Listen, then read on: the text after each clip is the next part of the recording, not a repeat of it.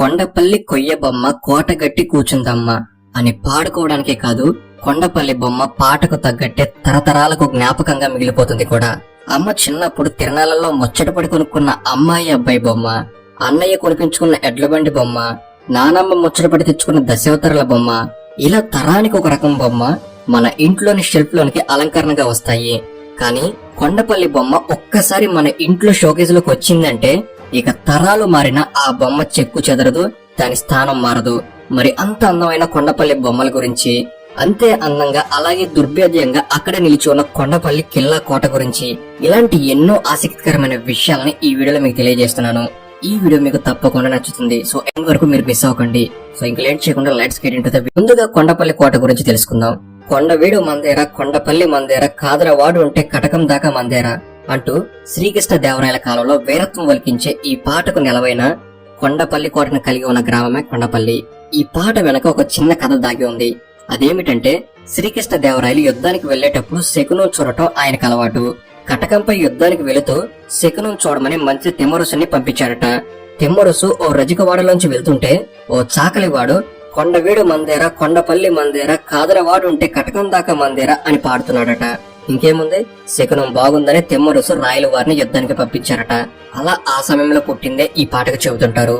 గత ఎన్నో వందల ఏళ్ల నుంచి చరిత్రలో తనకంటూ ఒక అందమైన పేజీని కలిగి ఉన్న కొండపల్లి అనేది మన భారతదేశంలోని ఆంధ్రప్రదేశ్ రాష్ట్రంలోని ఎన్టీఆర్ జిల్లాలోని విజయవాడ నగరానికి సమీపంలో పడమర వైపున సుమారుగా 15 కిలోమీటర్ల దూరంలో ఉంది.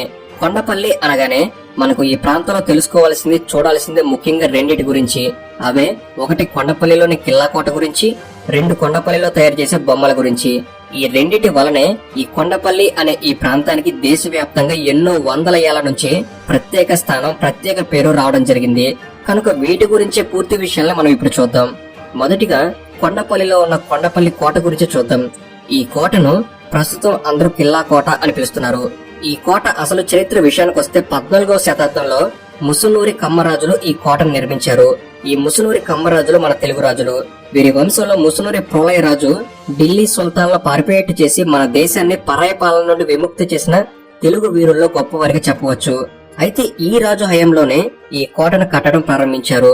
ముసునూరి ప్రోలయ రాజు తను పరిపాలిస్తున్న రాజ్యాన్ని ఎంతో సుభిక్షంగా శత్రు దుర్భేద్యం లేకుండా మలిచే ప్రయత్నంలో భాగంగానే ఈ త్రిలింగ దేశంలో అనేక కోటలను కట్టాలని నిర్ణయించుకున్నాడు. అందులో భాగంగానే దేశంలో ఎన్నో చోట్ల కోటలను నిర్మించారు. అలా నిర్మింపబడినదే ఈ కొండపల్లి కోట. అయితే అంత సులువుగా వెంటనే ఈ కోట అనేది పూర్తవలేదు. కొన్ని సంవత్సరాల సమయం పట్టింది. ఆ నిర్మాణ సమయం అనేది ఖచ్చితంగా ఆధారాలు లేనప్పటికీ ప్రోలయ రాజు తన హయాంలో ఈ కోటను నిర్మించడం ప్రారంభించగా తన తరువాతి తరం అనగా తన వారసుడైన కాపయ కాలంలో ఈ కోట నిర్మాణం పూర్తయినట్లు చరిత్రలో తెలపబడింది. ఇక అలా ఈ ముసునూరి కమ్మరాజులు తర్వాతి 300 ఏళ్ల వరకు ఈ కోటను, ఈ కొండపల్లి ప్రాంతాన్ని పాలించారు.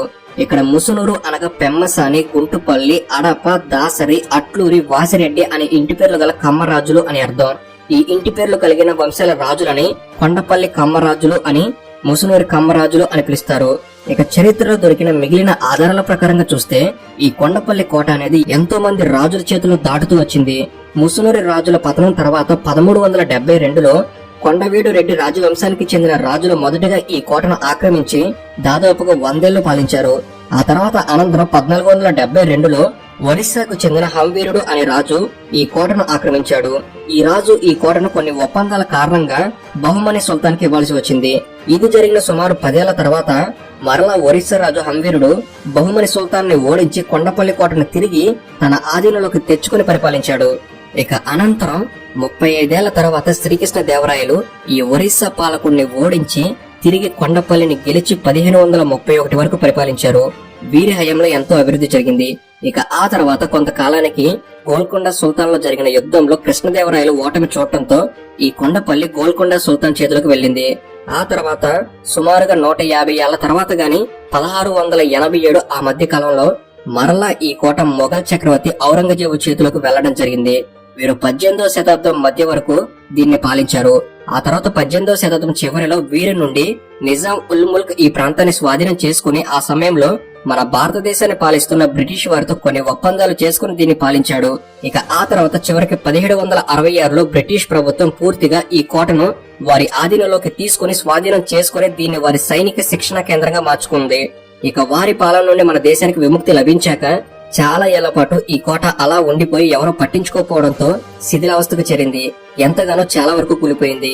ఆ తర్వాత మరలా కాస్త బాగు చేసి టూరిస్ట్ ప్లేస్ గా ప్రజల సందర్శనార్థం మార్చడం జరిగింది.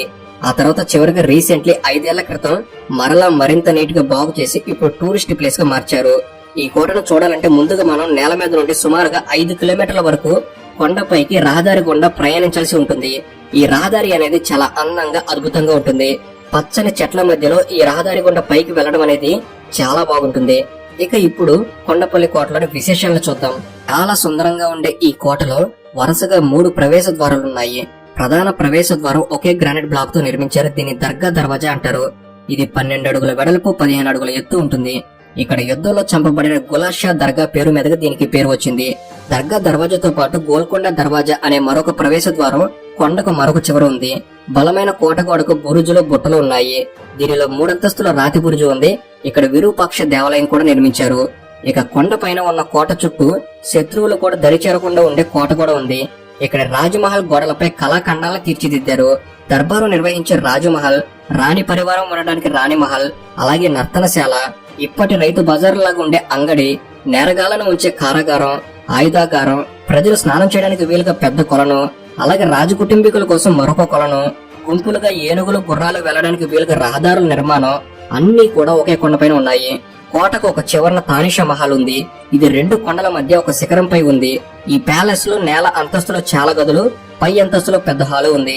ఇంకా కోటలో ఇంకా అనేక భవనాలు ఉన్నాయి, కానీ ప్రస్తుతం అవి శిథిలావస్థలో ఉన్నాయి. ఇక కోటలో ఉండేవారు వాడుకోవడానికి వీలుగా కోట సమీపంలో లోతైన జలాశయం ఉంది. ఒక ఓట నుండి దీనిలోకి నీళ్లు వస్తాయి. జలాశయంలో నీరు చాలా చల్లగా ఉంటుందని, దీని వలన జ్వరం వస్తుందని అంటారు. కోట ప్రాంతంలో అనేక ఇతర చెరువులు ఉన్నాయి. ఇవి వేసవిలో ఎండిపోతాయి. జలాశయానికి అవతల ఉన్న పాత ధాన్యాగారం ప్రస్తుతం శిథిలావస్థకు చేరి గబ్బిలాలకు నివాసంగా ఉంది. కోట ఆవరణలో ఒక ఇంగ్లీష్ బ్యారక్ ఇప్పటికీ ఉంది. ఇందులో 8 పెద్ద గదులున్నాయి. పక్కనే ఒక ఇల్లు కూడా ఉంది. ఇక అలాగే కోటలో ఆంగ్లేయుల శ్మశానం కూడా ఉంది. ఇవి కిల్లా కోటలోని విశేషాలు. ప్రస్తుతం వీటిలో కొన్నిటి వరకు మాత్రమే మనం చూడగలం, ఎందుకంటే కాలంతో పాటు ఎన్నో శిథిలావస్థకు చేరుతూ వచ్చాయి. ఇక ఇప్పుడు ఈ కొండపల్లి కోటకు దగ్గరలోనే చాలా ఫేమస్ అయిన కొండపల్లి బొమ్మల గురించి తెలుసుకుందాం. సంక్రాంతికి, దసరాకి, దీపావళికి ఇక్కడ కొండపల్లి ప్రాంతంలో బొమ్మల కొలువులు పెడుతుంటారు. ఈ బొమ్మల కొలువులో కొండపల్లి బొమ్మలు లేనిది అది పూర్తవదు. అలాగే lower class, middle class, upper class అనే తేడా లేకుండా ఎవరి ఇంటికి తగ్గట్టుగా వారి ఇంట్లో కొండపల్లి బొమ్మలు ఇంటికి ఆకర్షణీయంగా ఉంటాయి. ఈ కొండపల్లి బొమ్మ చేయడానికి అక్కడికి దగ్గరలో అడవిలో దొరికే తెల్ల పొనికి చెక్క అనే తేలికపాటి చెక్కను వాడతారు. దీని ప్రత్యేకత ఏమిటంటే ఎన్నేళ్లైనా ఈ చెక్కలో పగుళ్లు రావు. అందుకే కొండపల్లి బొమ్మలు కలకాలం అంత అందంగా ఉంటాయి. తెలుగువారి సృజనాత్మకతకు గీటురాలుగా నిలిచిన కొండపల్లి బొమ్మలు ముచ్చటైన మోముతో ముద్దులొలుకుతూ మనల్ని కట్టిపడేస్తాయి. చెక్కతో వివిధ రూపాల్లో అత్యద్భుతంగా అందంగా తయారయ్యే ఈ బొమ్మలు దేశ విదేశాల్లో ఎందరినో ఆకట్టుకుంటూ తరతరాలుగా ఎన్నెన్నో కుటుంబాలకు అన్నం పెడుతూ వచ్చాయి. ఎలాంటి నమూనాలు, అచ్చులు లేకుండా కేవలం కొన్ని రకాల పనిముట్లను మాత్రమే ఉపయోగించి చేతితో తయారు చేయటమే ఈ కొండపల్లి బొమ్మల ప్రత్యేకత. అది ఒకసారి తయారు చేసిన బొమ్మ లాంటిదే మరొకటి తయారు చేయాలంటే మళ్ళీ మొదటి బొమ్మను చేసినప్పుడు ఎంతటి కళాదృష్టితో, ఏకాగ్రతతో చేశారో అంతే కళాదృష్టి, ఏకాగ్రతతో పాటు అంతే సమయంలో తయారు చేయటమే ఈ బొమ్మల విశేషం. ఇది కొండపల్లి కళాకారులకు మాత్రమే సాధ్యమైన పనితలపు కళగా చెప్పవచ్చు.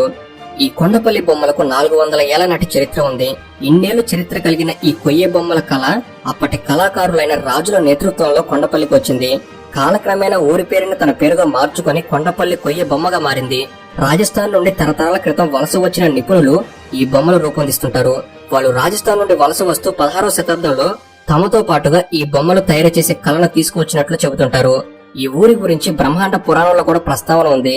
శివుడి నుంచి కళలో నైపుణ్యం పొందిన ముక్త ఋషి తమకు ఆద్యుడని చెబుతుంటారు. కొండపల్లి కళాకారులు ఏకాగ్రతతో ఈ బొమ్మలు తయారు చేస్తారు. ముందుగా బొమ్మల విడిభాగాలు తయారు చేస్తారు. ఉదాహరణకి కాళ్ళు, చేతులు, తల మొదలగు భాగాలను విడివిడిగా తయారు చేసి తర్వాత వీటన్నిటిని చింతగింజల పొడుంతో తయారు చేసిన బంకతో ఒకటిగా అంటిస్తారు. అష్ట వంకర్లో ఉన్న తెల్లపులికి చెక్కకి బొమ్మ రూపంలో సజీవ కళ ఉట్టిపడిందంటే అది ఖచ్చితంగా కొండపల్లి బొమ్మే. ఈ బొమ్మల తయారీలో ఉపయోగించే మెటీరియల్ మొత్తం సహజమైనది. చెట్ల బెరుళ్ళు, కాయలపై తొక్కలు, గింజల పొడులతో రంగులు తయారు చేస్తారు. ఈ కలప మెత్తగా ఉంటుంది కాబట్టి పిల్లలు నోట్లో పెట్టుకున్నా, ఒకరి మీద ఒకరు విసురుకున్నా అంతగా దెబ్బ తగలదు. ఈ బొమ్మలో మనిషి దేహం చెక్కేటప్పుడు పాదాల నుంచి తల వరకు ఒకే ముక్కలో చెక్కుతారు. చేతులను విడిగా చెక్కి అతికిస్తారు. ఆ తర్వాత తల మీద కిరీటం వంటి అలంకరణలు చేసి రంగులు వేస్తారు. ఇక ఈ బొమ్మల్లో బాగా గుర్తింపు పొందినవి ఏనుగు అంబరీలు, గీతోపదేశం, తాటి చెట్టు కింద కళ్ళు తాగుతున్న వ్యక్తి, కృష్ణుడు గోపికలు, కొబ్బరి చెట్టు, డాన్సింగ్ డాల్, పెళ్లి పల్లకి, గ్రామీణ నేపథ్యం ఉట్టిపడే ఎడ్లబండి, వివిధ రకాల పక్షులు, హిందూ దేవతామూర్తుల బొమ్మలు వంటి ఎన్నో ఉన్నాయి. ఈ బొమ్మలు చూడడానికి ఎంతో అందంగా, ఆకర్షణీయంగా ఉంటాయి. అందుకే ఇవి బహుమతులుగా ఇవ్వడానికి చాలా బాగుంటాయి. ఇక ఈ కొండపల్లి బొమ్మల మరొక ప్రత్యేకత, ఇవి మన చూపును అసలు తిప్పుకొనివ్వవు, అంత అందంగా ఉంటాయి. ఇక్కడ కళాకారుల చేతిలో చెక్క అనేది చక్కని బొమ్మగా ఎంత లాలిత్యంగా రూపుదిద్దుకుంటుందో వర్ణించడం సాధ్యం కాదు. సుమారు 40 ఏళ్ల కిందట కొండపల్లి కళాకారుల చేతిలో 84 రకాల కళాఖండాలు రూపుదిద్దుకునేవి. కానీ ఇప్పుడు ఈ సంఖ్య 5-6కు మించడం లేదు. ఈ కళ మీద ఆధారపడి ఉపాధి పొందే పరిస్థితులు తగ్గిపోవడంతో ఈ తరం యువకులు ఎవరూ ఈ బొమ్మలు తయారు చేయడానికి ముందుకు రావడం లేదు. కళ అంతరించిపోవడానికి ఎంతో కాలం పట్టదనే పరిస్థితి 10 ఏళ్ల కిందటే మొదలైంది. ఇంత గొప్ప కళ అంతరించిపోతుంటే చూస్తూ ఊరుకోవడం ఎంతో బాధాకరం. ఈ కళ తరువాతి తరాలకు అందాలి. ఈ కళాకారులు సంతోషంగా, ఆత్మవిశ్వాసంతో జీవించాలి అని కోరుకుందాం. సో ఇది ఫ్రెండ్స్, కొండపల్లి కోట మరియు కొండపల్లి బొమ్మల గురించిన చరిత్ర విశేషాలు. మీరు ఎప్పుడైనా విజయవాడ వచ్చినప్పుడు మీకు కాస్త సమయం దొరికితే ఈ కొండపల్లి కోటను చూసిరండి. కేవలం అరగంట మాత్రమే జర్నీ సిటీ నుంచి. ఇక కొండపైన ఉన్న కోటను మొత్తం చూసి కిందకు వచ్చి అలాగే బొమ్మలు కొనుక్కునే లోపు మీకు తెలియకుండానే ఒక పూట సమయం సరదాగా గడిచిపోతుంది.